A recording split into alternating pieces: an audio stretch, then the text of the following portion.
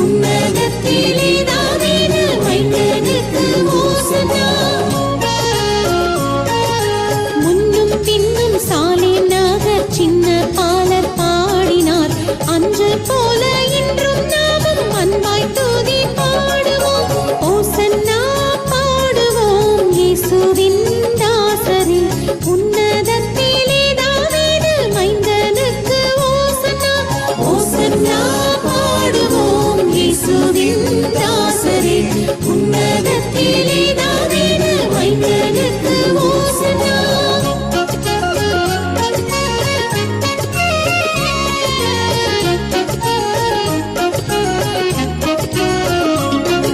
கர்த்தருடைய பரிசுத்த நாமம் மகிமைப்படுவதாக. கிறிஸ்துவுக்குள் எனக்கு மிகவும் பிரியமான சகோதர சகோதரிகளே, இந்த நாளிலே உங்களை காண்பதிலே கிறிஸ்து இயேசுவுக்குள் நான் மகிழ்ச்சி அடைகிறேன்.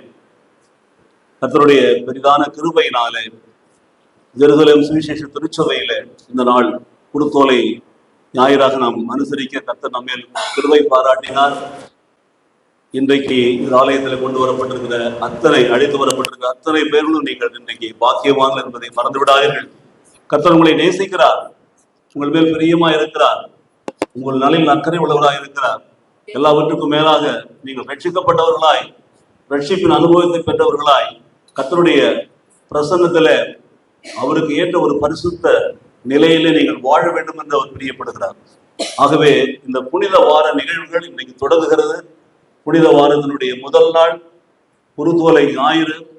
நாம் இதை தியானிக்க வேண்டிய காரணம் என்னவென்று சொன்னால், இந்த வாரம் முழுவதும் நடந்த நிகழ்வுகள், ஆண்டவர் இயேசு கிறிஸ்துவினுடைய வாழ்க்கையில அவர் மரிப்பதற்கு முன்பாக கடைசி 7 நாட்கள் நடந்த காரியங்களை நம்முடைய திருச்சபையிலே நாம் நிறைவேற்றுகிறோம். அப்படியே அந்த 7 நாட்கள் ஆண்டவர் என்ன செய்தார், ஞாயிற்றுக்கிழமை என்ன செய்தார், திங்கட்கிழமை என்ன செய்தார், செவ்வாய்க்கிழமை இப்படி நாம் பார்த்து கொண்டு வருகிறோம். புதன்கிழமையில அவர் பெத்தானி இருந்த போதிலும் கூட அவர் செய்த காரியங்கள், வியாழக்கிழமையில அவர் ஏற்படுத்தின காரியங்கள், இப்படியாக அந்த கர்த்தருடைய பாந்தி, வெள்ளிக்கிழமையில அவருடைய பாடுகள், சனிக்கிழமையில அந்த மாஸ்தா இரவில மீண்டும் ஒரு விசை ஆண்டவர் உயிர்த்தெழுதலால் வரக்கூடிய நன்மைகள், இப்படி நாம் இவைகளை தியானிக்கிற பொழுது நம்முடைய வாழ்க்கையில கிறிஸ்துவ வாழ்வின் மறுமலர்ச்சியை பெற்றுக் கொள்வோம். கிறிஸ்துவ வாழ்க்கையில ஒரு புதிதாக அனுபவத்தை பெற்றுக் கொள்வோம். இருந்த வண்ணமாகவே இல்லாமல் பரிசுத்தமா இருக்கிறவர்கள் இன்னும் பரிசுத்தம் அடையவும், பரிசுத்த குலைச்சல் உள்ளவர்கள் அதிலிருந்து விடுபட்டு பாவ மன்னிப்பை பெற்றுக்கொள்ளவும், அதோடு கூட கிறிஸ்துவின் அன்பிலே நிலைத்திருக்கவும் இந்த புனித வார நிகழ்வுகள் நம்மை நடத்துகிறது. அல்லேலூயா! விசுவாசிக்கிறீங்களா? ஆகவே நாம் விசுவாசத்தோடு இந்த காரியங்களை நாம் கேட்போம். இந்த நாளிலே வாசிக்கப்பட்ட வேத பகுதிகளை நீங்கள் அறிந்திருக்கிறீர்கள். ஆண்டவர் இயேசு கிறிஸ்துவினுடைய பாடுகளையும் நாம் இன்றைக்கு வாசிக்கணும். பாரம்பரிய திருச்சபைகளிலே இன்றைக்கு மார்க்க சுவிசேஷத்துல 14ஆம் அதிகாரத்துல 11வது வசனத்திலிருந்து 15ஆம் அதிகாரத்துல 47ஆம் வசனம் வரைக்கும் வாசிப்பார்கள். இந்த வாரம் முழுவதும் இயேசு கிறிஸ்துவினுடைய வாழ்க்கையில் இருந்த பாடுகளை நாம் ஒவ்வொரு நாளும் தியானிப்போம். கொஞ்சம் கொஞ்சமாக அந்த வசனங்களை வாசிக்கிறோம். ரிலேட்டட் வேர்ட்ஸஸ்ல நீங்க பார்க்கலாம். ஒத்த நற்செய்தி என்று சொல்லக்கூடிய மத்தேயு, மார்க், லூக்கா 3 ஒத்த நற்செய்தி நூல்கள். அவர்கள் எல்லாம் இந்த 3 நற்செய்தி நூல்கள் அநேக காரியங்களை அவர்கள் உண்டாக இருப்பார். யோவான்ல கொஞ்சம் வித்தியாசமா இருக்கும், அவ்வளவுதான்.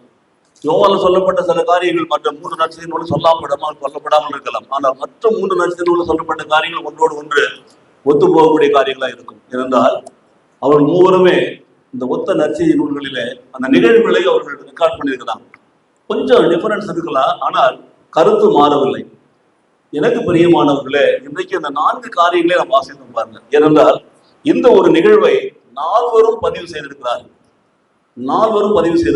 அது மிக முக்கியமாக கவனிக்க வேண்டிய விஷயம். ஆகவே இந்த குருத்தோலை ஞாயிறுல ஆண்டவர் இயேசு வந்த அந்த பவனி இருக்கிறது அல்லவா, அது ஒரு வெற்றி பவனி என்று அழைக்கப்படுகிறது. வெற்றி பவனி, a victorious procession, that is called a victorious procession. அந்த நாட்களிலே இஸ்ரவேல் மக்களை ஆண்ட ராஜாக்கள் சுற்றிலும் உள்ள மற்ற ராஜாக்களோடு சண்டையிட்டு அவர்கள் வெற்றி பெற்ற பிற்பாடு அவர்கள் வெற்றி கொடியை பிடித்துக் கொண்டு அந்த யுத்தத்திலே அவர்கள் சாதித்த காரியங்கள், யாரையெல்லாம் சிறைப்பிடித்தார், எந்த ராஜாக்களை எல்லாம் அவர்களெல்லாம் முன்னால் வரிசைப்படுத்துவார்கள். என்னென்ன பொருட்களை கொண்டு வந்தார்கள், அந்த பொருட்கள் எல்லாம் ஊர்வலமாக வாகனத்தில் எடுத்துக்கொள்ளப்படும். நீங்க பாத்தீங்கன்னா இந்திய தேசத்துல இந்த குடியரசு தினம் சுதந்திர தினம் கொண்டாடும் பொழுது இந்த மாதிரி ப்ரொசஷன் வச்சிருப்பாங்க பாருங்க. அந்த ப்ரொசஷன்லாம் எங்கிருந்து வருகிறது? வேத புத்தகத்துல தான் வருகிறது எல்லாமே. வேதத்துல இல்லாத ஒன்றும் உலகத்தில் நடக்கவே இல்லை. ஆனால் அவரவர்கள் அவருடைய காரியத்தை செய்து கொண்டிருக்கிறார்கள். பட் எல்லாம் everything have been only written by God, எல்லாம் according to his will and pleasure. அதை நாம் புரிந்து கொள்ள வேண்டும் பாருங்க. அந்த விக்டோரியல் பவனி போகிறதே நம்முடைய ராஜ்யத்தினுடைய வெற்றி காரியங்கள், நம்மளுடைய படைத்தளங்கள், போர்க்களங்கள் என்னன்னு வருஷப்படுத்துறாங்க. அப்படி பாருங்க சாதனைகள் எல்லாம். அப்படித்தான் இந்த ராஜா ஜெயித்து வரக்கூடிய ராஜா எருசலேமுடைய ராஜா வழியா உள்ளே பிரவேசிப்பார். பிரவேசிக்கிற பொழுது அவர் கைப்பற்றின, அவர் வெற்றி பெற்றுக்கொண்ட தோற்கடிக்கப்பட்ட ராஜாக்களை சிறைபிடித்து கைதிகளாக கட்டி முன்னாடி அந்த ரதத்துல ஏற்றி அனுப்புவார்கள். ஜனங்கள் எல்லாம் பார்க்கணும் என்று சொல்லி அவர் கொண்டு வந்த பொருட்கள் எல்லாம் பின்னாடி வரிசையாக போகும். அதுக்கு பிற்பாடு வெற்றி பவனில் ராஜா வந்து கொண்டிருப்பார். ராஜா கடைசியா வருவார். ஜனங்கள் எல்லாம் பார்ப்பரிப்பார், ஆர்ப்பரிப்பு பாடுவார்கள் ராஜாவுக்கு ஜெய் என்று சொல்லி, வெற்றி பெற்ற ராஜாவுக்கு. அதுதான் வெற்றியின் ஊர்வலம் என்று அழைக்கப்படுகிறது. என் ஆண்டவர் இயேசு கிறிஸ்து இந்த நாளிலே he has committed a similar procession but even without suffering on the cross. சிலுவையிலே அடிக்கப்படல, ரத்தம் சிந்தல, இன்னும் அவர் மற்றவருடைய பாவங்களுக்காக அவர் மரண தண்டனை ஏற்றுக்கொள்ளல. ஆனால் அதற்கு முன்பாகவே அவர் வெற்றி பவனி வருகிறார். ஹல்லேலூயா. இந்த வெற்றி பவனியை தான் நாம் இன்றைக்கு கொண்டாடுறோம். அது கோழைகள் செய்கிற காரியம் கிடையாது, வெற்றி பெற்ற ராஜாக்கள் செய்கிற காரியம். நிச்சயமாகவே ஜெருசலேமுக்குள்ள போகிற லாஸ்ட் என்ட்ரன்ஸ் இன்டு ஜெருசலேம் என்று சொல்கிறார்கள். அதற்கு பிற்பாடு அவர் அடிக்கப்பட்டு நொறுக்கப்பட்டு தான் கொல்கத்தா மலையிலே சிலுவையிலே தொங்க விடப்பட்டு மரித்து போனார். உயிர் தெழுந்த ஆண்டவராகத்தான் அடுத்தது வருகிறார் பவனியில. சரி, இந்த காரியத்தை பார்க்கிறோம். வெற்றி பெற்ற ராஜா போகிற அந்த ஊர்வலத்திற்கு மொத்த ஒரு ஊர்வலத்துல ஆண்டவர் உள்ளே பிரவேசிக்கிறார் சொல்லி பார்க்கிறோம். எருசலேம் உள்ள தேவாலயத்துல பாத்தீங்கன்னா நிறைய வாசல்கள் உண்டு. அதுல கிழக்கு வாசல் என்று சொல்வார்கள். அது ஒலிவு மலையை நோக்கி இருக்கும் அந்த வாசல். அந்த ஒலிவு மலைக்கு அடுத்த ஊர் தான் பெத்பேகே பெத்தானியா. நான் போனதெல்லாம் பார்த்தேன்னு சொல்றேன், கண்களாலே பார்த்தேன் எல்லாவற்றையுமே. ஸோ பெத்தானியாவில் தான் அந்த லாசரு, அந்த மார்த்தாள் மரியாள் குடும்பம் குடியிருந்தது. அங்கதான் ஆண்டவர் உள்ள எருசலேம் வரும்பொழுதெல்லாம் அவங்க வீட்டுல வந்து தங்கிட்டு சாப்பிட்டுட்டு அவர் வருவார். அந்த பெத்தானியா அவர்கள் நேசித்தார்கள், ஆண்டவரை அதிகமாக ஆண்டவர் உபசரித்தார்கள். ஆகவே வழக்கம் போல அவர் எருசலேமுக்கு வருகிற பொழுதெல்லாம் அந்த பெத்பேகே பெத்தானியா வழியா வருவார். அந்த நகரங்கள், அந்த கிராமங்கள் எல்லாம் சுற்றி எருசலேம் சுற்றி உள்ள கிராமங்கள் அவைகள் எல்லாம் அவர் உள்ளே வரும் பொழுது அவங்க வீட்டுல தங்கிட்டு அப்படி வருவார். அப்படிதான் லாசர் குடும்பத்துல அவருக்கு மார்த்தாள் மரியாளோட ஒரு ஐக்கியம் ஏற்பட்டது. ஆனால் லாசர் உடல் நோய்வாய்ப்பட்டுட்டான் அப்படின்னு உடனே ஆண்டவருக்கு தகவல் அனுப்பிச்சாங்க. அவர் தூரத்துல இருந்தார். அவர் உடனே எருசலேமுக்கு வரல, பெத்தானியாவுக்கு வரல. அப்போ 3 நாட்கள் ஆயிடுச்சு. அதுக்கப்புறம் மரித்து போயிட்டான் லாசர். அடக்கம் பண்ணிட்டாங்க. அடக்கம் பண்ண பாடு இந்த சகோதரிகள் எல்லாம் புலம்பிட்டு இருக்கிறாங்க. 2 சகோதரிகள் ஒரே ஒரு சகோதரன் மரித்து போயிட்டான். ஆண்டவர் வராம போயிட்டார், வந்திருந்தா அவர் பிழைத்திருப்பார் என்ற ஒரு ஏக்கம் அவர்களுக்கெல்லாம். அவர் அழுது புலம்பிக் கொண்டிருந்தால் 3 நாள் கழித்து 4ஆம் நாள் வருகிறார் பாருங்க. அவர் வருகிற பொழுது அதுல ஒரு சகோதரி ரொம்ப வேதனைப்பட்டு, என்ன அந்த ஆண்டவர் நம்ம எவ்வளவு நேசிச்சோம், இப்ப நேரத்துக்கு வந்து என் பிள்ளைய தம்பியை காப்பாத்துல, இப்போ வராரு சொல்லிட்டு அவர் போய் வழியில பார்க்கவே இல்லை, வீட்டுல உட்காந்துக்கிட்டான். இன்னும் ஒருத்தி மட்டும்தான் போய் எதிர்கொண்டு ஆண்டவர் அழைத்து கொண்டு வருகிறாள் பாருங்க. இன்றைக்கு நம்ம வீட்டுல கூட இப்படிப்பட்ட 2 பெண்கள் இருப்பாங்க. ஒருத்தவங்க ஆண்டவர் அழைக்கிறவங்க இருப்பாங்க, ஒருத்தவங்க அழைக்காத கொஞ்சம் அப்படி தூர்வாட்டமா வீட்டுல உட்காந்துக்கிட்டு செல்போன் பண்ணிட்டு இருப்பாங்க. நீங்க பார்க்கலாம். இது இந்த மனநிலை மக்கள் இடத்துல இருக்கிறது என்பதற்கு ஒரு படம் பைபிள். அவ்வளவுதான். 2 சகோதரிகள் தானே, ஒரே குடும்பத்துல பிறந்தவங்க தானே, ஒரே மாதிரி இருக்க மாட்டாங்க. அவளுடைய மார்த்தாளுடைய கதை வேற, மரியாளுடைய கதை வேற. ஆண்டவர் தான் சொன்னார், மரியாள் நல்ல பங்கை தெரிந்து கொண்டாள். மார்த்தாள் என்ன பண்ணிட்டு இருக்கிறா, அடுப்பாங்கல இருக்கிறா. நிறைய பேர் இன்னைக்கு அப்படித்தான். கோயிலுக்கு வந்தாங்கன்னா கோயில்ல உட்கார மாட்டாங்க. எப்ப வீட்டுக்கு போகலாம், எப்ப சமைக்கலாம், எப்ப சாப்பிடலாம். 2 சகோதரிகள்ல ஒரு சகோதரி சிந்தனை முழுக்க வீட்டிலேயே தான் இருக்கு. கதவை அடிச்சோமா, கதவை அடிக்கலையா, பாத்தீங்களா? ஒரு சகோதரி ஆலயத்திலே ஆண்டவருடைய பாதத்துல உட்கார்ந்து கேட்கிறார். அப்படிப்பட்ட அந்த குடும்பத்துல இருந்த லாசர் தான் செத்து போயிட்டான் பாருங்க. ஆண்டவர் அவனை மிகவும் அதிகமா நேசித்தார் பாருங்க. அப்போ வருகிறார். பிள்ளை வந்த பிற்பாடு அவங்க சொன்னாங்க, நீங்க இருந்திருந்தா சகோதரன் மறித்திருக்க மாட்டான், நீங்க எல்லாம் போயிட்டீங்களே சொல்லிட்டு. அப்போ ஆண்டவர் சொல்றாரு, இல்ல அவன் உயிர் தெழுவான்னு சொல்றாரு. உடனே அவர் சொல்றார், கடைசி நாள் உயிர் தெழுவான் என்பது எங்களுக்கு தெரியும், இன்றைக்கு போயிடுச்சேன்னு சொல்லி சொல்றாங்க. அப்போ எங்க வைத்தீர்கள் என்று கேட்கிறார்.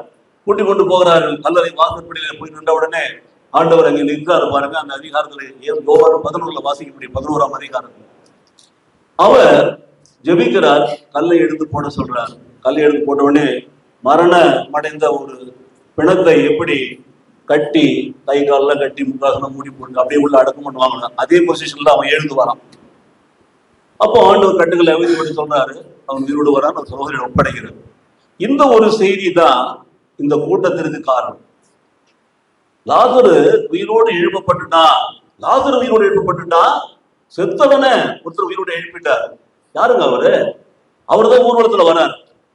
இது வந்துன்னே இருக்கிறார் பாருங்க, பாத்தீங்களா?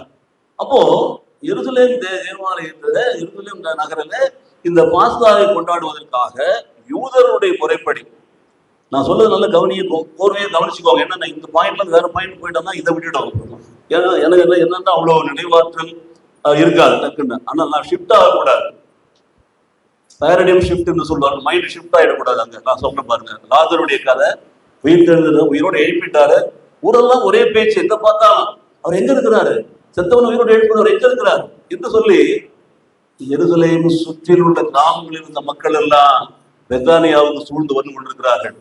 அங்கேதான் இருக்கிறாரா, அவர் எப்படியாவது பார்க்கணும், அந்த நபரை பார்க்கணும் என்று சொல்லி ஆர்வம் வந்து கொண்டிருக்கிறாங்க. இன்னொரு கதை என்னன்னு கேட்டீங்கன்னா, யூதர்களுக்கு மோசேயினுடைய காலத்தில் சொல்லப்பட்ட ஒரு கட்டளை, 7 பண்டிகைகளை அந்த யூதர்கள் கொண்டாடுகிறார்கள். அந்த 7 பண்டிகைகளிலே 3 பண்டிகைகள் மிக முக்கியமான பண்டிகைகள். Passover, Pentecost and Tabernacle. பாஸ்கா பண்டிகையும் பெந்தகோஸ்தே பண்டிகையும் கூடார பண்டிகையும் மிக முக்கியமான பண்டிகைகள். 7 பண்டிகைகளில எல்லா யூதர்களும் கட்டாயமா இந்த 3 பண்டிகைகளை கொண்டாட வேண்டும். கட்டாயம் கொண்டாடியே வேண்டும். ஏன்னா அவருடைய கடமை அது. இந்த பாட்டு நம்ம சொல்றோம்ல, ஞாயிற்றுக்கிழமைகளிலும் கடந்த நாட்களிலும் பூசை காணாமல் இருக்க சொல்லி சொல்றது கட்டா. திருச்செவி சட்டத்தில் 6ல் ஒன்று படிப்போம் அந்த மாதிரி. அப்போ அந்த 3 பண்டிகையை எங்க இருந்தாலும் கொண்டாடுவார். யூதர்கள் எந்த உலகத்துல எந்த மூலையில் இருந்தாலும் கொண்டாடுவார். அப்போ இந்த வருஷம் நாங்க இங்க கொண்டாடுறோம், அடுத்த வருஷம் எருசலேம்ல கொண்டாடுவோம்னு சொல்லுவோம். அதுல சிறப்பாக அந்த பாஸ்ஓவரை எருசலேம்ல கொண்டாடுவது அவர்களுக்கு மிகவும் பிடித்த ஒரு காரியம். அப்போ உலகமெங்கும் வசிக்கிற யூதர்கள் இந்த பாஸ்கா பண்டிகையை கொண்டாடும்படியாக அவர்கள் அத்தனை பேரும் எருசலேமுக்குள்ள வந்துட்டாங்க. எருசலேம் நகரம் அப்படியே மக்களாலே பிதுங்கி விழுகிறது பாருங்க. அப்படியே பொங்கி ஊற்றி கொண்டிருக்கிற ஜனங்கள், எங்க பார்த்தாலும் ஜனக்கூட்டம், எங்க பார்த்து ஜனக்கூட்டம். பாஸ்கா கொண்டாடும்படி உலகத்தின் எல்லா பகுதிகளிலும் வந்தக்கூடிய யூதர்கள் அங்கே இருக்கிறார்கள். எருசலேமுக்குள்ள வந்துட்டாங்க. இப்ப ரெடி பாஸ்கா பண்டிகை கொண்டாடுவதற்காக. அந்த பாஸ்கா ஆட்டுக்குட்டி அடிக்கணும், அது விருந்து வைக்கணும், அதை எல்லாரும் புசிக்கணும், அந்த பண்டிகையில பங்கேற்கணும், அப்புறம் வீட்டுக்கு போயிடணும். அதுல பங்கேற்றுட்டா அவங்களுக்கு மீட்பின் நிச்சயம் வந்து விட்டது பாருங்க. அதனால அப்போ பாஸ்கா கொண்டாடும்படி உலகத்துக்கு வந்திருக்கிற யூதர்கள் எருசலேமிலே திரண்டிருந்தார்கள், கூட்டமாக, பெரும் கூட்டமாக. இங்கே பெத்தானியாவில மரித்த லாசரை உயிரோடு எழுப்பின கதையை கேட்டவர்கள் எல்லாம், அப்படியா, யார் அவர், பார்க்கணும் என்று இந்த பக்கம் ஒரு கூட்டம். நல்ல கவனியா, இந்த பக்கத்துல இருந்து வராங்க, கிழக்கே இருந்து வராங்க. அவர் கிழக்கு வாசல் வழியா ஆண்டவர் வருகிறார். அப்போ மார்த்தாள் மரியாள் வீட்டில இருந்து அவர் புறப்படுகிறார். புறப்படுறதுக்கு முன்னாடி அவர் கூப்பிடுறாரு, தம்முடைய சீசர்கள் அழைத்து, பெத்லகேம் ஒரு ஊர் இருக்குது, நடுவில் இருக்கு பாருங்க, பெத்தானியாவுக்கு அடுத்த ஊர், அது எருசலேம் போற வழியில இருக்கு. அந்த கிராமத்துக்கு போங்க, அங்க ஒரு வீட்டுக்கு முன்னாடி கழுதை முட்டி கட்டப்பட்டிருக்கோம், அது 2ஐயும் நீங்க அவிழ்த்து கொண்டு வாங்க. நீங்க அவிழ்க்கிற பொழுது அதை கேட்பாங்க, யாருக்கு, யாரை நீங்க யாரை கேட்டு அவுறீங்கன்னு கேட்பாங்க. அப்போ இது ஆண்டவருக்கு தேவை என்று சொல்லுங்கள். அவங்க ஒன்றுமே சொல்ல மாட்டாங்க என்று சொல்றாங்க. அப்போ அந்த கழுதை குட்டியை அவுக்குறாங்க பாருங்க. அந்த கழுதையை அவுத்து வந்து கழுதை குட்டியின் மேலே ஆண்டவர் உட்காருகிறார். உட்காருகிற பொழுது இந்த மக்கள் உயிர்த்தெழுந்த காட்சியை, ஆண்டவர் உயிரோடு எழுப்பின காட்சியை பார்க்க வந்த கூட்டத்தார் இயேசுவோடு கூட வருகிறார்கள். இப்படி வருகிறார்கள். அவர்கள் தான் ஆண்டவராய் இயேசு கிறிஸ்து, கர்த்தராய் இயேசு கிறிஸ்து அவர்கள் சோதரிக்கப்பட்டவர் என்று சொல்லிப்பட்டு வருகிறார்கள். அப்போ அவர்களுடைய காரியம் என்ன? அவனை உயிரோடு எழுப்புறீங்கல்ல, எங்களுக்கும் நீங்க ஒரு காரியம் செய்யணும், எங்களையும் ரட்சித்துக் கொள்ளுங்கள். எங்களுக்கு முதல்ல இந்த ரோம பேரரசு என்னை போட்டு கொடுமைப்படுத்துறான், வரி கட்டுறோம், தொந்தரவு பண்றாங்க, ஒரு விடுவி காலம் வேணும், அவங்களே விடுதலை ஆச்சுங்க, உங்களை ரட்சித்துக் கொள்ளுங்கள், எங்களுக்கு ஒரு விடுதலை தாங்க, நீங்க ராஜாவா வாங்கன்னு சொல்லிட்டு அவர்கள் ராஜாவாக அவரை சித்தரித்து அந்த கழுதை குட்டி மேல துப்பட்டிலாம் விரிச்சு போட்டு அதுல உட்கார வச்சு இந்த ஒலிவ கிளைகள் எல்லாம் முடித்து வயலாம் போட்டு அப்படி கோலைகள் எல்லாம் கையில பிடித்து கொண்டு அவர்கள் ஓசானா என்று பாடிக்கொண்டு எருசலேம் நோக்கி வருகிறார்கள். இப்போ எருசலேம் நோக்கி வருகிற பொழுது எதிர்ப்புறத்துல இருந்து பாஸ்கா கொண்டாடும் அந்த யூதர்கள் எல்லாம் அங்க இருந்து வருகிறாங்க கூட்டமா. அப்போ இவங்க இப்படி வராங்க, இவங்க இப்படி போறாங்க, ஒரே ஜனக்கூட்டம் அலை மோதுகிறது. கடலிலே அலைகள் எழும்புகிறது போல எழும்பி 2 பக்கத்துல இருந்து அலைகள் ஒன்றோடு ஒன்று மோதி கொள்வது போல மோதி கொள்கிறது. என் ஆண்டவர் நடுவிலே கழுதை குட்டியின் மேல அமர்ந்தவராய் போய் கொண்டிருக்கிறார் ஏனென்றால் சகரியா தீர்க்கதரிசி புஸ்தகத்துல 9ஆம் அதிகாரத்துல 9ஆம் வசனத்தை வாசிக்கிறோம். சீயோன் குமாரத்தியே, எருசலேம் குமாரத்தியே, மகிழ்ந்து களி கூறும் ராஜா கழுதை குட்டி மேல வருகிறார். ஏனென்றால் அவர் நீதி உள்ளவரும் அவர் ரட்சிக்கிறவரும் அவர் தாழ்மை உள்ளவருமா இருக்கிறார் என்று சொல்லி அவர்கள் பாடிக்கொண்டே வருகிறார். தீர்க்க தரிசனம் நிறைவேறுகிறது. ஆண்டவர் நகரத்துக்குள்ளே போகிறார். பாடுபட்டு மறித்து அடக்கமானப்படும்படியாக தன்னுடைய மீட்பின் பணியை நிறைவேற்றும்படியாக வெற்றி பவனி போய் கொண்டிருக்கிறார். அவன் போய் சண்டை போட்டு ஜெயிச்சுட்டு தான் வெற்றி பவனி வருவான். இவர் போய் பாடுபடுறதுக்கு முன்பாகவே என்ன பண்றாரு? வெற்றி பவனி போய் கொண்டிருக்கிறார். எங்க பார்த்தாலும் ஓசானா ஓசானா, எங்களையும் விடுவியும், எங்களையும் காப்பாற்றும், எங்களையும் ரட்சியும், எங்களுக்கும் ராஜ்யத்தை மீட்டு தாரும், எங்களையும் உயிர்ப்பியும், எங்கள் வாழ்க்கையில நீ நன்மை செய்யும் என்று சொல்லி ஜனங்கள் கத்திக்கொண்டே வருகிறார். இவங்க வேடிக்கை பார்க்க வந்த கூட்டம்.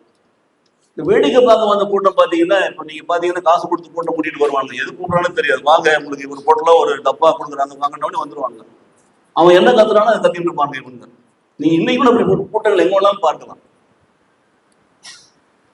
அப்போ எதிர வந்தவன், பாஸ்தா கொண்டாட வந்தவன், இந்த கதையை கேட்டவனுக்கு தெரியும் ஆண்டவர் வரான்னு சொல்லிட்டு. கேட்காதவன் என்ன பாக்குறான்? கத்துறது அவன் திருப்பி கத்துறான்.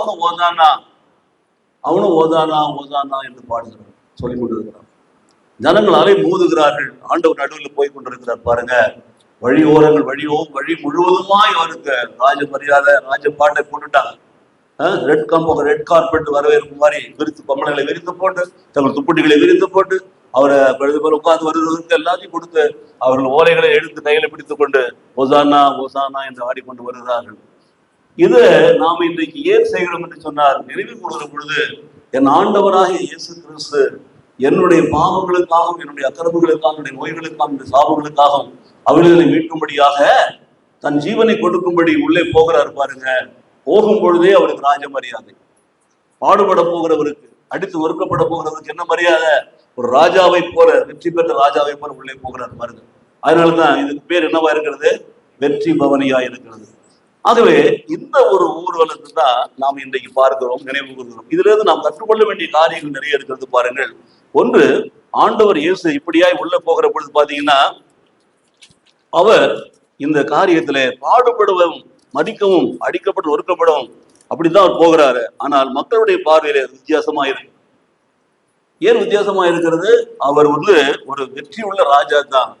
அவர் ரட்சிக்க வல்லவர், காப்பாற்ற வல்லவர் என்பதை புரிந்து கொண்டவர்களா இருக்கிறார்கள் பாருங்க. அதனால அவங்க அப்படி வந்து கொண்டிருக்கிறாங்க பாருங்க. இந்த ரெண்டு கூட்டமும் அலை மோதுகிறது. நடுவிலே ஆண்டவர் ஊர்வலமாய் போய் கொண்டிருக்கிறார். அந்த ஊர்வலத்தின் காரியத்திலிருந்து நாம் கற்றுக்கொள்ள வேண்டிய காரியம் என்ன? ஒன்று, ஒரு கூட்டம் ஆண்டவரை பார்க்க வேண்டும் என்று, உயிரோடு எழுப்பினவரை பார்க்க வேண்டும் என்ற கூட்டம். இன்னொரு கூட்டம் பாஸ்தா கொண்டாட வந்த கூட்டம். அந்த நல்லா பார்க்கலாம். இன்னைக்கு நம்ம ஊர்ல ஒரு பண்டிகை நடக்குது, ஒரு தேர் திருவிழா இல்லைன்னா ஒரு கொண்டாட்டம் நடக்குதுன்னா நல்ல கவனிங்க. அந்த சம்பந்தப்பட்ட, அந்த மதம் சம்பந்தப்பட்ட ஆட்கள் மாத்திரம் போகிறான்னு நினைக்காதீங்க.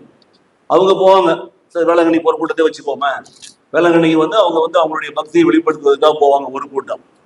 இன்னொரு கூட்டம், வேளாங்கண்ணி திருவிழாம போயிட்டு வரலாம், வண்டி எடுத்து ஜாலியா போயிட்டு வரலாம். அவனுக்கும் அந்த வேளாங்கண்ணியில் இருக்கிற சாமிக்கும் சம்பந்தமே இருக்காது. இவங்க 10 பேர் கிளம்பிடுவான், ஆளுக்கு 10,000 பையில வச்சுக்கிட்டு ஜாலியா போயிட்டு ரூம் போட்டு சாப்பிட்டுட்டு வரலான்னு. இவனுங்களும் அங்கதான் போறாங்க, அவனும் வேளாங்கண்ணி தான் போறான். பாத்தீங்களா?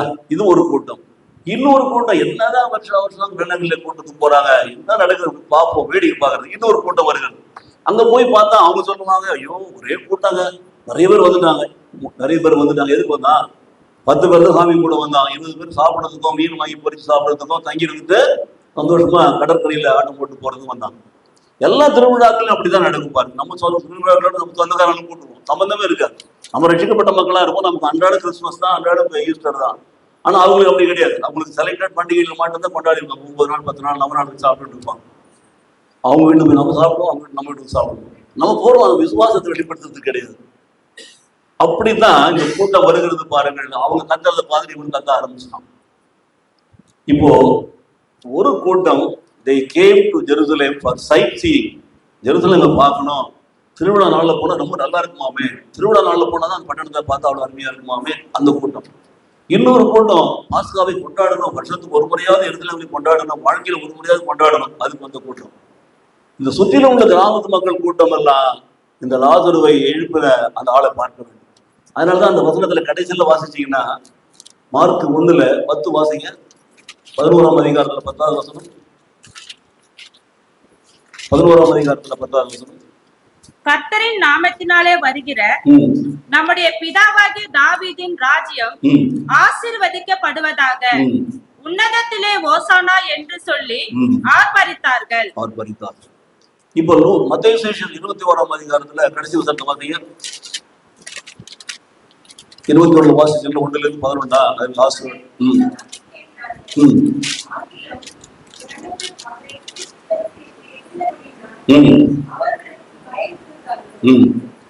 அது முதல் வசனம்.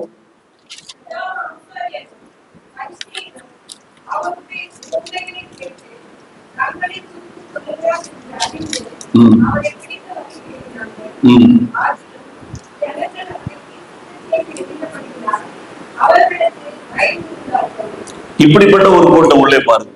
பரிசேயர்கள் சதுசேயர்கள் பாருங்க, என்ன இவங்கனால இவ்வளவு பெரிய கூட்டம் போகுது, நம்ம எப்படி நம்ம இவங்களை தடுக்க முடியும், அவர்கள் குற்றம் கண்டுபிடித்து அவரை கொலை செய்யும்படி, அப்படி ஒரு கூட்டம். இப்படிப்பட்ட ஜனங்கள் தான் அங்கே கூடி வந்து உபத்திரப்படுத்திட்டு இருந்தாங்க.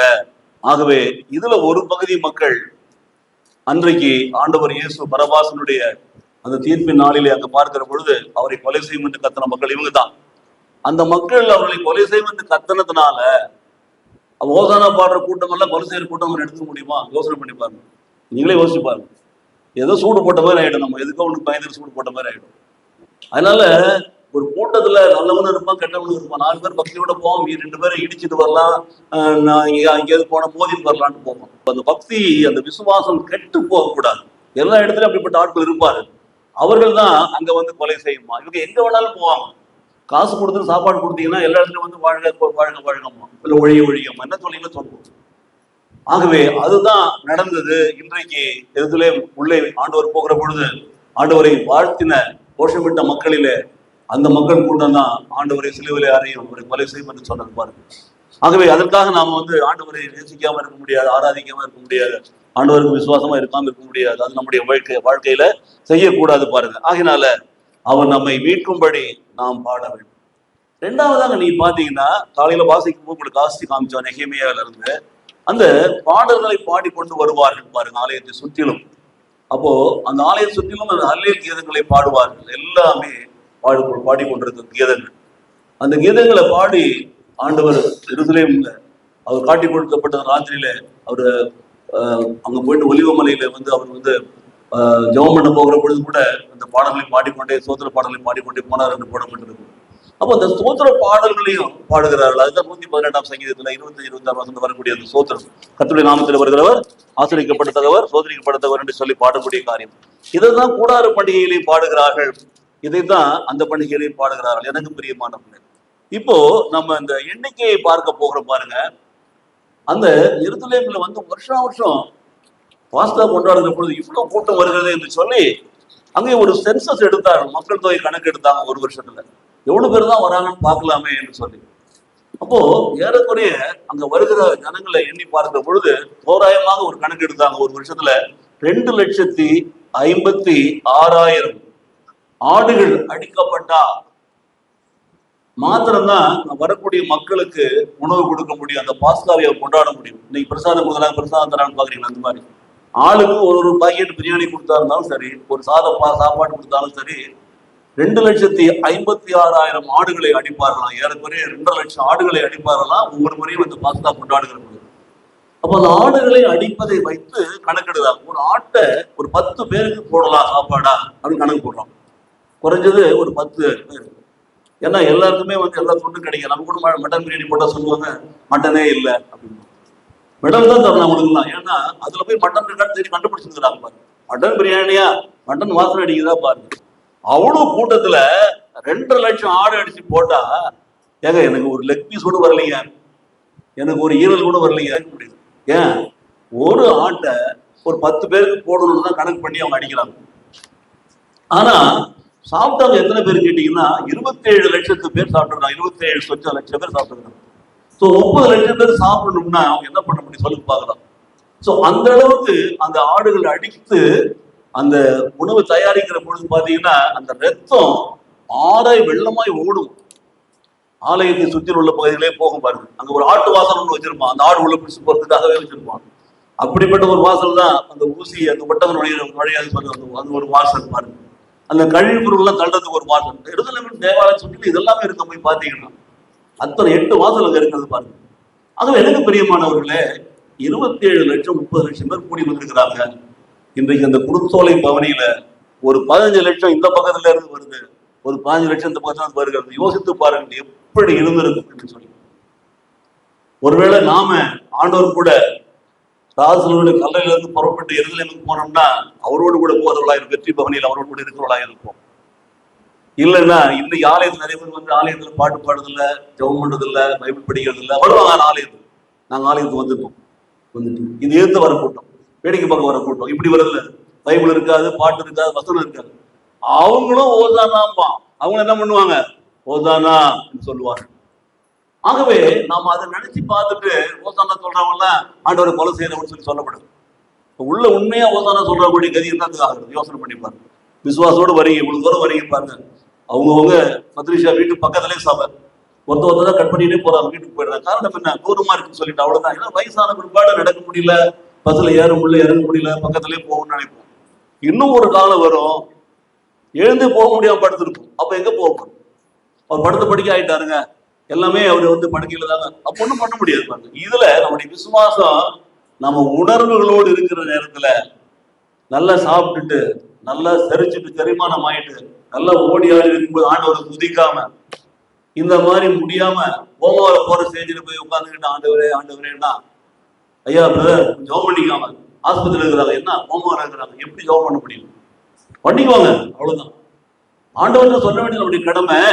ஆனால் நான் ஜெபிக்கிற பொழுது நீங்களும் சேர்ந்து என்னோடு கூட இந்த 2 உள்ளங்களும் ஒரு கருத்துக்காக ஜெபிக்கிற பொழுது ஆவியானவர் கூட ஜெபிக்கிறார். 2 அல்லது 3 பேர், நானும் நீங்களும் அந்த ஆவியானவர், நாம் கேட்கிற பொழுது கர்த்தர் கொடுக்கிறார். எனக்கு உணர்வு இல்லை, நினைவு இல்லை, ஒண்ணுமே கிடையாது. எங்க இருக்கிற என்ன சாப்பிட்றேன்னு தெரியாத சூழ்நிலை ஜெபம் பண்றேன். அவங்களும் அடுத்தபடியா இருக்கிற கோமால இருக்கிறவங்களும் ஜெபிக்கிற பாஸ்டர் இருக்கிறாங்க பாருங்க, அவங்களும் ஒண்ணுதான். இவர் ஜெபிக்கிறாரு, இவருக்கு அவங்களுடைய கண்டிஷன் என்னன்னு தெரியாது. ஆண்டவரே நீங்க தான் படிச்சீங்க, நீங்க தான் பாதுகாக்கிறீங்க. அவர் சொல்லுவாரு, ஐநோ என்னுடைய உள்ளங்கைகளை பொறுத்து வைத்திருக்கிறேன், காலங்களின் கரத்தில் இருக்கிறது. அவன் எப்ப சாகணும், அவன் எப்ப அடக்கணும்னு எனக்கு தெரியும், அதை நம்ம மாற்ற முடியும். ஆனால் இந்த உலகத்துல அப்படி வாழ்ந்து கொண்டிருக்கிறோம் பாருங்க. ஆகையினாலதான் ஒவ்வொரு காரியத்தையும் நாம் பார்க்கிற பொழுது 2 விதமாய் 3 விதமாய் பார்க்கணும். நாம அப்படி பார்க்கவே கூடாது. வேதத்தின்படி, பரிசுத்த வேதாகமத்தின்படி, ஆண்டுடைய வார்த்தையின்படி தான் நம்முடைய விசுவாசம் அமைய வேண்டும். அது அமையலைன்னா ஒரு பிரயோஜனம் கிடையாது. ஏன் இந்த பண்டிகையை கொண்டாடுறது, ஏன் இந்த வெள்ளிக்கிழமை தியானம் கொண்டு வைக்கிறோம், யோசித்து பாருங்கள். அந்த பாடுகளை தியானிக்கணும். இந்த தடவை நம்ம கொண்டாடுகிற பொழுது இந்த வருஷம் மறுபடியும் 1ஆம் கவிதை, மொழியினுடைய 1ஆம் கவிதை, 2ஆம் கவிதை, 3ஆம் கவிதை என்று சொல்லி ஏசியாவோட 4 கவிதைகளை பற்றி நாம் வாசிக்கிற பொழுது அவருடைய பாடுகளை அறுவரையை முழுவதுமா நாம் தியானிக்கிறோம். மறுபடியும் இப்போ இந்த புனித வார்த்தையை தியானிக்க போகிறோம் பாருங்க, அவருடைய பாடுகளை. அதனுடைய துவக்கம் தான் இந்த காரியம் இன்றைக்கு நாம் தியானிக்கிறது. பாடுபட போகிறார், அவரை வாழ்த்தி கொண்டு போகிறார்கள். ஆனால் அவருக்கு விரோதமாய் கூடிய பரிசேயர் சதுசேயர்கள் எப்படி குற்றம் கண்டுபிடிக்கலாம்னு சொன்னவங்க வாய் அடைச்சு போயிட்டாங்க. என்னப்பா ஒண்ணுமே பண்ண முடியாது, உலகமே அவன் பின்னால போகுதுப்பா. அதுக்குதான் அவர் பூமியில வந்தார் மனுஷனாகவே. இந்த உலகமே அவன் பின்னால போகுது, நம்ம என்ன பண்ண முடியும், அவன் மேல என்ன குற்றத்தை கண்டுபிடிச்சு அவர் எப்படி கொலை செய்ய முடியும்னு சொல்லிட்டு தவித்து கொண்டிருக்கிறார்கள். இன்றைக்கு நடந்த இன்னொரு முக்கியமான விஷயத்தை நான் சொல்ல போகிறேன். ஆண்டவர் வேகமாக போகிறார், எருசலேம் தேவாலயத்துக்குள்ள போகிறார். அங்க போனா அங்க புறா விற்கிறவன், கோழி விற்கிறவன், இன்னைக்கு நிறைய பேர் இந்த கோயில்களையும் பக்தியையும் வியாபாரமா மாத்திடுறாங்க. அங்க என்ன பண்றான், குருவிக்காரன், குருவி விற்கிறவன் சில்லறை கொடுப்பான். சில பேரை நீங்க பார்க்கலாம், இன்னைக்கு கூட என்கிட்ட வந்து கேட்பாங்க, உண்டியில இருந்து சில்லறை எடுத்து கொடுங்க ஐயா. உண்டியில சில்லறை எடுத்து அதுல ஒரு 2 ரூபாய் உண்டியில போடுறோம். அது ஒரு விசுவாசமா. இந்த சில்லறை இல்லாத வர கிராக்கிகளுக்காக சில்லறை கொடுக்கறதுக்காக ஒரு 10 பேர் உட்காந்துருப்போம், டப்பாவில் சில்லறை வச்சு உட்காந்துருப்போம். இந்த கோயிலுக்கு போறவங்க ஏன் 10 ரூபாய் போட்டா என்ன, அந்த 10 ரூபாயை போய் அந்த காசுக்காரர்கிட்ட கொடுத்து அதை மாத்தி அதுல ஒரு 8 அணா உண்டியில போடுறோம். இதுக்காக வந்து எருசலேமுக்கு நீங்க வந்து பாட்டு பாடிட்டு வரீங்க, 121 சங்கீதம், 121 சங்கீதம், 120 சங்கீதம் பாடிட்டு வரீங்க. அவ்வளவு தூரத்துக்கு என்ன பிரயோஜனம்? அங்க வியாபாரிகள் புகையாயிடுச்சு, அது கல்வர் கூட்டமா போயிடுச்சு. அங்க இருக்கிற பரிசேயர்களும் சதுசேயர்களும் எருசலேம் தேவாலயத்தை பாதுகாக்க வேண்டியவர்கள், சான் அரிடன் சபையை சேர்ந்தவர்கள், அவன் என்ன பண்றான், குத்தகை விடுறான், பகடி வாங்கிக்கிறான். இந்த வீடு, இந்த கடை உனக்கு வேணுமா, ஃப்ரெண்ட்லயே இருக்குது, இது எடுத்துக்கிட்டீங்கன்னா உனக்கு நான் வந்து நல்ல வியாபாரம் நடக்கும், இது 10 லட்சம் கொடுத்தா அவனுக்கு தராங்களாம்.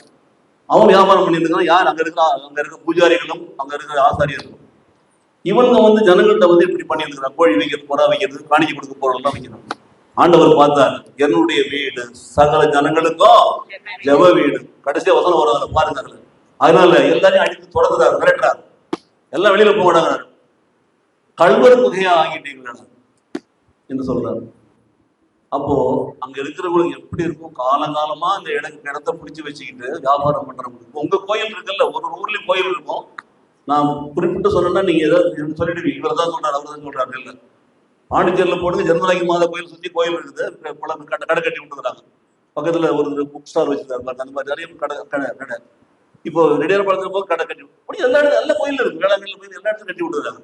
அது கோயிலுடைய பராமரிப்புக்காக வருமானத்திற்கா, மற்ற எல்லைகளையும் அப்படி இருக்கும். ஆனால் அதனுடைய நோக்கம் என்ன?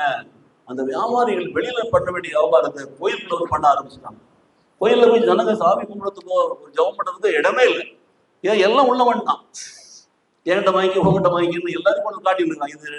இது சீப்பா தான், 2 புறா கொஞ்சம் நீங்க வந்து 2 ரூபா கொடுத்து வாங்கிக்கலாம். பக்கத்துல இருக்க இல்லைங்க 1 நேரம் கொடுத்து நான் தரங்கணும். பாத்தீங்களா? இப்படி வியாபார ஸ்தலமாயிருக்கு. என் ஆண்டவருக்கு எப்படி இருக்கும் பாருங்க. சாட்டையை எடுத்து கல்வி வச்சு அடிச்சு துரத்துறாரு எல்லாரையும். இப்போ அந்த பரிசேயர்களுக்கும் சதுசேயர்களுக்கும் ஒரு பாயிண்ட் கிடைச்சிடுச்சு.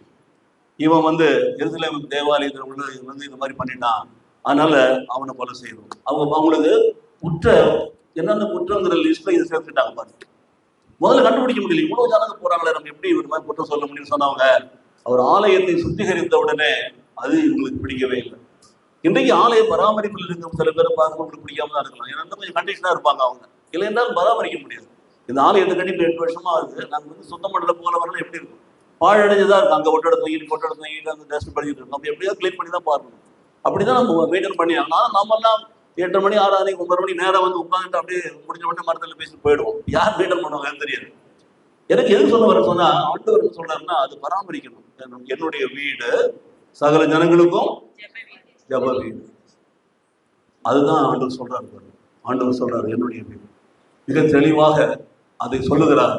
துரத்துறதுனால அவர் மேலே ஒரு குற்றச்சாட்டு லிஸ்ட்ல சேர்த்துக்கிட்டாங்க. இப்படி இந்த குருத்தோலை பவனியை நாம் கொண்டாட முடியும். ஆகவே இதை கேட்டுக்கொண்டிருக்கிற என்ன அருமையான சகோதர சகோதரிகளே, நாம அந்த கூட்டத்தாறுல எங்க இருக்கிறோம்? அந்த கூட்டத்துல எந்த பக்கத்துல இருக்கிறோம்? கிழக்கே இருந்து பெத்தானியா பெத்தகே அந்த லாசரு உயிரோடு எழுப்பின மார்த்தாள் மரியா வீட்டில இருந்து ஆண்டவரை போற்றி ஓசானா என்று பாடிக்கொண்டு வருகிற ஆண்டவரோடு வருகிற கூட்டத்தில் இருக்கிறோமா? எதிர்கொண்டு வேடிக்கை பார்க்க வருகிற வேடிக்கை பார்க்க வந்த கூட்டத்தில் இருக்கிறோமா? இல்ல கடமைக்காக பாஸ்தா கொண்டாடி ஆகணும், வருஷத்துக்கு ஒரு முறை இல்ல வாழ்க்கையில ஒரு முறை எருசலேமிலே கொண்டாட வேண்டும் என்று சொல்லியிருக்கிற அந்த யூதர்களை போட்டு இருக்கிறோமா? எங்க இருக்கிறோம்? யோசித்து பாருங்கள். 1. 2, அந்த கழுதை குட்டியின் மேலே அவர் ஏறி வருகிற அந்த காட்சியை நமக்கு உணர்த்துகிற காரியம், தன்னை தாழ்த்தினார் என்பதற்காக. பைபிளை பிலிப்பியர்ல ஏன் வாசி காமிச்சார்? சிலுவை மரணம் மட்டும் தன்னை தாழ்த்தினார். அப்போ அவருடைய காரியத்தை பாருங்க. ஏசாயா 50 வாசி காமிச்ச 4-7 வசனத்துல ஆண்டவர் அவருக்கு அந்த ஞானத்தை கொடுத்திருக்கிறார். இதற்காக வந்தார் அவர், இதற்காகத்தானே வந்தார் அவர். அந்த ஞானத்தை பெற்றுக்கொண்டவராய் பாடுபட அவர் போகிறார். போறதுக்கு முன்னாடிதான் நம்ம அண்ணன் பேசுறோம்னு சொல்றாரு, உங்களுக்கு எல்லாம் இந்த மாதிரி நிகழக்கூடாதுன்னு சொல்லிட்டாரு. அப்ப சொல்றாரு, இல்லப்பா நீ கோழி கூறதுக்கு முன்னாடியே 3 தடவை என்ன பண்ணுவேன் என்ன மறுதலை பண்ணாரு. ஆண்டவருக்கு தெரியும். இன்னைக்கு நிறைய பேர் இப்படி ஆண்டவர் கைஸ் வச்சிருந்த ஆளுங்கெல்லாம் பார்த்தாரு. அவன்கிட்ட ஒருத்தர் பணம் பையை கொடுத்தாரு, வந்துட்டு பையன் 30 வெள்ளி காசு ஆண்டவருடைய இருக்குல்ல, 30 வெள்ளி காசை மட்டும் காட்டி கொடுத்துட்டு போயிட்டான். கூடவே இருந்தவன் தான். இப்ப ஆண்டவர் கூட இருக்க 12 பேரும் யோகியம் நினைச்சிருக்கிறீங்க நீங்க? கிடையவே கிடையாது. 12 பேரும் ஒருத்தன் திருடன், ஒருத்தன் ஏமாத்துக்காரன், ஒருத்தன் பொய்க்காரன், ஒரு தற்பரவு பிடிச்சோம், ஒருத்தன் நான் நினைக்கிறோம். அப்படித்தான் அப்படிப்பட்ட ஆட்களை வச்சுதான் ஊழியம் செஞ்சார். அப்படிதான் ஆண்டவருக்கே நடந்திருப்பாங்க ஆண்டோடைய காலத்துல. ஆனாலும் ஆண்டவர் எல்லாவற்றையும் அடையாளம் கண்டு கொண்டிருக்கிறார் பாருங்க. அத்தனை பயிலையும் உட்கார வச்சு அவன் காலை கழுவுறார். இதுதான் யோவான் சுவிசேஷத்துல நீங்க வாசிக்கிற 13ஆம் அதிகாரத்துல அவர் கால்களை கழுவுகிறார். இதுதான் வியாழக்கிழமை நாம் தியானிக்க போகிறோம். வியாழக்கிழமை மாண்டி தேஸ்டாண்டிங் கால்களை கழித்து கொண்டால் தொடச்சி முத்தம் கொடுக்குறாரு. காட்டி கொடுக்குறவனுக்கும் செய்யறாரு. இல்லவே இல்லை, சத்தியமா எனக்கு தெரியவே தெரியாது அவனுக்கும் கழுவி கொடுக்குறாரு, முத்தம் கொடுக்குறாரு. நான் தான் நீ தான் அப்படிங்கிறவனுக்கும் அவனுக்கு கழுவி முத்தம் கொடுக்குறாரு. ஒரு அம்மா வந்து கேட்டுச்சு, 2 பிள்ளைங்களையும் வலது பக்கத்துல எடுத்து பக்கம் வச்சுக்கிட்டு அந்த பசங்களுக்கு காலை கழுவுறாங்க. 12 பேர் எத்தனை பேர் இருக்கிறாங்க பாரு. அதுல ஒருத்தவங்க மட்டும் மடியில சாஞ்சின்னு கேட்கறான், நான் தான் ஆண்டவரே, நீ நானா நானா. அவர் ஒருத்தர் அவங்க சித்தி போய் நம்ம உறவு மாதிரி தான் நம்ம குடும்பத்துல வச்சிருப்போம், சொந்தம் வச்சிருப்போம். சித்தப்பா பையன், எங்க அத்தை பையன். அவர் தான் யோவான் இயேசு கிறிஸ்து. ஆகவே எனக்கு பிரியமானவர்களே, நாம ஆண்டவருடைய தாட்சியை பார்ப்போம். கடைசி மட்டும் எவ்வளவு தன்னை தாழ்த்தினார், நோக்கத்தை நிறைவேற்றும்படி ஒப்பு கொடுத்தார், அதை யோசித்து பாருங்க. இன்றைக்கு நமக்கு இது ஒரு பாடமாக இருக்க வேண்டும் பாருங்க. அவர் எவ்வளவு தாழ்வு உள்ளவரா. நானா நடந்தா கோயிலுக்கு வரவே மாட்டேன், வேணா ஒரு வண்டி அனுப்பி சொல்லுவார. இப்படிப்பட்ட ஆட்கள்லாம் இருந்தாங்க ஒரு காலத்துல, நீங்க வேணா பார்க்கலாம். எதுக்கு சொல்ல வரேன்னா, இந்த மேட்டிமை பெருமை எல்லாம் எங்கிருந்து வந்தது சொல்லணும். ஆண்டவர்களுக்கு சோறு கொடுக்கல, காசு கொடுக்கல, சம்பளம் கொடுக்கல, ஒரு வருமானத்தை ஏற்பாடு படுத்தலன்னா என்ன பண்ணிட்டு இருப்போம் நம்ம? பிச்சை எடுத்துனா இருப்போம். அப்போ நம்ம வசதியே வாழ்கிறோம் என்று சொன்னால் ஆண்டவர் தான் பாருங்க. அப்படி நம்ம ஆசிரியர்கள் ஆண்டவருக்கு நம்ம தாழ்மைப்பட்டா என்ன? அதைத்தான் சகரியாவில் வாசிக்கிறோம். அதுதான் சகரியாவில் வாசிக்கிறோம். ஆகவே எனக்கு பிரியமானவர்களே, இந்த பண்டிகைகளை கொண்டாடுகிற பொழுதாவது ஆண்டவர் இயேசு இந்த பூமியில் எனக்காக மனுஷனாக வந்து பிறந்தார், என் பாவங்களுக்காக அவர் மரித்தார், என்னை நலமாக்கும் வந்தது என்பதை நீங்கள் விசுவாசிப்பீங்களா? விசுவாசித்து அந்த ஆண்டவரில் நம்பிக்கை உள்ளவர்களாய் மாறுவீர்களா? அதுதான் நாம் இன்றைக்கு செய்ய வேண்டிய ஒரு முக்கியமான காரியம். தொடர்ந்து நாம் தியானிக்கலாம். இந்த கருத்துல மூன்றாவது ஒரு கருத்தை நான் சொன்னேன், நான்காவது ஒரு கருத்து சொல்ல பிரியப்படுகிறது பாருங்க. எனக்கு பிரியமானவர்களே, அந்த யூதர்களிலே வந்தார்கள் இல்லையா, அந்த யூதர்கள்ல வந்தவர்கள் அத்தனை யூதர்களும் ஒரே மனநிலையில உள்ளவர்கள் கிடையாது. அந்த ஒரு சிலர் ஆண்டவரை உண்மையாக காண வேண்டும், உண்மையாக பார்க்க வேண்டும் என்று வந்த யூதர்கள், அவர்கள் உண்மையாகவே ஓசானா சொல்லிக் கொண்டு வந்தார்கள், உண்மையாகவே அவருடைய அற்புதங்கள் அதிசயங்களை பார்த்தார்கள். இவர் எப்படியும் ராஜ்யத்தை மீட்டு கொடுப்பார் என்ற நம்பிக்கையில வந்திருந்த கூட்டம் ஒரு கூட்டம், அவர் ராஜாவை வருவார் என்பதை குறித்து பார்க்கணும். அப்போ இப்படிப்பட்ட கூட்டத்துக்கு மத்தியில தான் சதுசேயர்களும் பரிசேயர்களும் குற்றம் கண்டுபிடிக்கும் வந்த கூட்டமா இருந்தார்கள். ஆகவே எனக்கு பிரியமானவர்களே, ஒரு வெற்றி பவனி நம் வாழ்க்கையில இருக்கிறது சொன்னார். அந்த வெற்றி பவனியில உங்களுடைய வெற்றியை எல்லாரும் அப்ரிஷியேட் பண்ண மாட்டாங்க, உங்களுடைய வெற்றியை எல்லாரும் மேன்மைப்படுத்த மாட்டாங்க, உங்களுடைய வெற்றியில எல்லாரும் சந்தோஷப்பட மாட்டாங்க. எல்லா விதமான பலதரப்பட்ட மக்கள் உங்களோடு கூட இருப்பார். சொந்தத்துல இருப்பான், மத்தத்துல இருப்பான், அண்ணனா இருப்பான், தம்பியா இருப்பான், அக்காவா இருப்பான், மச்சாவனா இருப்பான், மாமனா இருப்பான், கூடவே இருந்து விரோதமா செயல்படவனா இருப்பான். ஆனால் இவைகள் மத்தியில நாம் தேவனை சார்ந்தவர்களாக வாழ வேண்டும். அல்லேலூயா.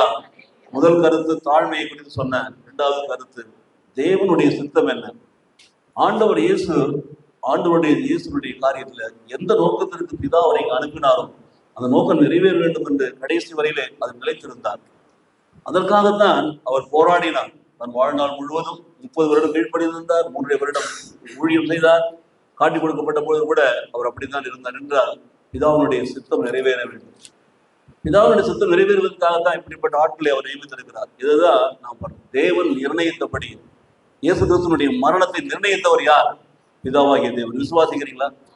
அது விசுவாசிகளை 1 கொரிந்தியர்ல எழுதியிருப்பார் பவுல் நல்லா தெளிவாக. தேவன் நிர்ணயித்தபடி தான். தேவன் நிர்ணயித்தபடி அவரை பிடித்து கொலை செஞ்சாங்க, அவ்வளவுதான். ஆனா இவனை கொலைதாரா அவனுக்கு கொலைதான்னு சொல்றதுல அர்த்தமே கிடையாது. பிதாவுடைய மீட்பின் திட்டம் நிறைவேற வேண்டும் என்பதுதான் வெளிப்பட வேண்டும். எனக்கு பிரியமானவர்களே, அந்த மீட்பின் திட்டத்திற்கு நம்மை உட்படுத்தணும். 2வது கருத்து நம்முடைய வாழ்க்கையில. அப்போ ஆண்டவருடைய சித்தம் என்னை குறித்து என்ன? என்னை ஏன் அழைத்தார்? என்னை ஏன் தெரிந்து கொண்டார்? என்னை ஏன் பிரித்து எடுத்தார்? என்னை ஏன் ஒரு கிறிஸ்துவனா வச்சிருக்கிறார்? என்ன ஒரு கிறிஸ்துவ குடும்பத்துல வச்சிருக்கிறார்? யோசித்து பாருங்க. நம்ம ஏன் ஒரு கிறிஸ்துவ ஆலயத்தில் கொண்டு வச்சிருக்கிறார்? நம்ம எப்படி ஆண்டவருக்கு சாட்சியாய் வாழ முடியும்? நம்ம மற்ற மனுஷரை போல நானா நீயா தற்பெருமை மேட்டிமையில் இருந்தோம்னா ஆண்டவரை நாம் தூஷிக்கிறவளா இருப்போம், வெட்கப்படுத்துறவளா இருப்போம். இல்ல, ஆண்டவருக்கு என்று நம்ம நேரத்தை கொடுக்காம, ஜெபம் நேரம் ஒதுக்காம, வேதத்தை வாசிக்காம நம்ம இருந்தோம், குடும்ப ஜெபம் இல்லாம இருந்தோம்னா பணம்னு போற ஆட்கள் நீங்க பாருங்க, நேரமே இருக்காது. காலையில சாயந்தரம் வரைக்கும் அவங்களுடைய காரியங்களை பாத்தீங்கன்னா பணம் தான். அதுக்குதான் 1 தீமோத்தேயு 6ஆம் அதிகாரத்தில் ஆண்டு எழுதி வச்சிருக்காரு, போதும் என்கிற மனதுடனே கூடிய தெய்வ பக்திய மிகுந்த ஆதாயம். எழுதியிருக்கா 1 தீமோத்தேயு 6:10. அடுத்த வசனத்தை வாசிக்கணும். அது என்ன படிக்கணும்? 11ஆம் வசனம். நீயோ தேவனுடைய மனுஷனே, இவைகளை விட்டோடி. அதுக்கு முன்னாடி போங்க. பண ஆசை எல்லா தீமைக்கும் வேறாய் இருக்கிறது. சிலர் இதை இச்சித்து விசுவாசத்தை விட்டு விலகி அநேக வேதனைகளாலே தங்களை உருவ குத்தி கொண்டிருக்கிறார்கள். உடம்புல தையல் போடுறவங்க, உடம்புல ஆபரேஷன் பண்ணிக்கிறவங்க, உடம்புல அங்க ஒரு ஆபரேஷன் இங்க ஒரு ஆபரேஷன் பண்றவங்க, இவர்கள் எல்லாம் இந்த கேட்டகரியில சேர்ந்தவங்க தான்.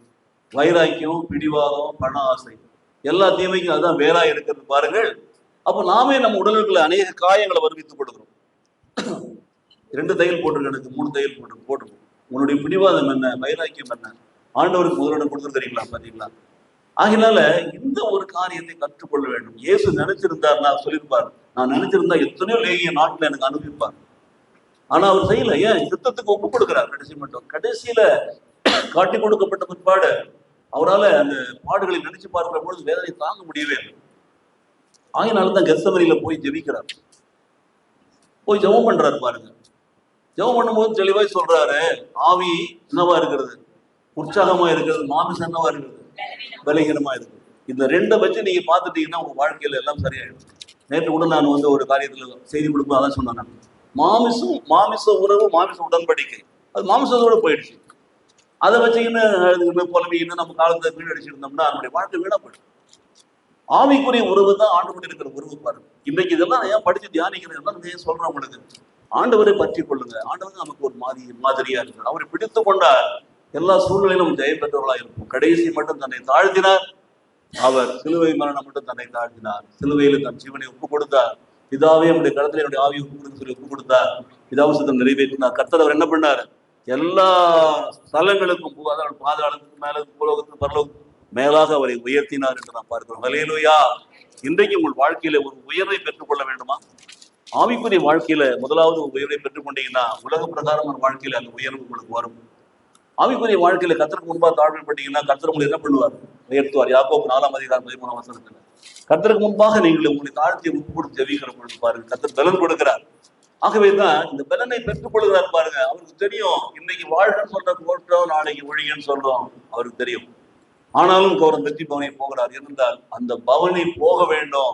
ராஜா வெற்றி பெற போகிற ராஜா வெற்றி பெற்றவரை போல போகிறார். அதுதான் தேவனுடைய சித்தம். நம்முடைய வாழ்க்கையில கூட நமக்கு நித்திய வாழ்வு நிச்சயிக்கப்பட்டிருக்கிறது. நாம் ரட்சிக்கப்பட்ட அனுபவத்தை பெற்றுக் கொள்கிற பொழுது, ஆகவே நாம் நிச்சயமாகவே ரட்சிப்பின் அனுபவத்தை பெற்றுக்கொண்டு வாழ்கிற பொழுது கர்த்தர் நம்மை அவருடைய ரட்சிப்பை கொடுத்து நம்மை நீதிமான்களாய் மாற்றி நம்மை உயர்த்துவார். விசுவாசிக்கிறீங்களா?